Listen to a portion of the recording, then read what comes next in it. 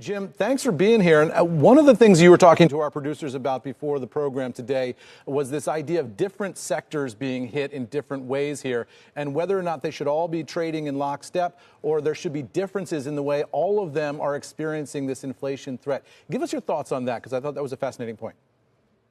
Definitely. I think it's pretty curious that financials are going down on the fear that rates are going up.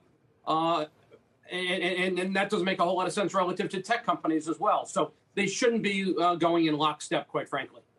So explain that, though. I mean, why shouldn't they be? If I'm new to this and I'm looking for stocks to buy, I want to know which sectors might be the safe harbors from inflation fears, which sectors might be the most volatile. You might be taking on some more risk there. Explain why they shouldn't be going in lockstep, just so people can understand that.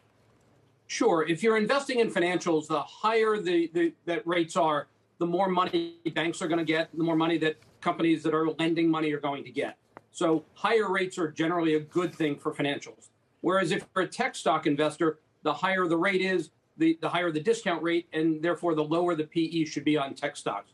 So it's curious to me that both sectors are going down, whereas they should have opposite reactions to each other. So is the market just getting that wrong? I think the market is discounting many, many things because there's a lot of fear out there. But as things sort out, as we get more comfortable with what the Fed is doing, you're going to start to see some differentiation in individual names and sectors, quite frankly. And that's opportunity. I'm going to quote you, Jim. If recession is your worry, what company is better positioned than Microsoft? So Microsoft is a favorite of yours.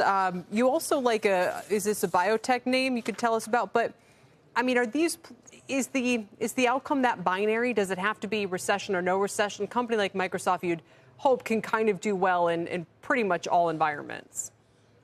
Absolutely. I don't think we're going into a recession. First of all, we have 7 million more jobs. Wages are up. Yes, I know the consumer's worried about inflation, but there's also a lot of pent-up savings. But let's go there, and let's say that we do have a recession.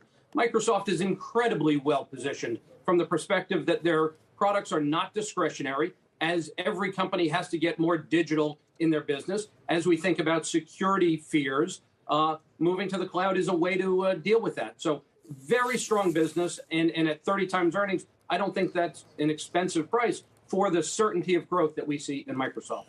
Jim, you said you don't think we're heading into recession. What do you think is priced into the market right now? I mean, do you think expectations are that there is going to be a recession out there on the horizon, maybe in the next 4 quarters?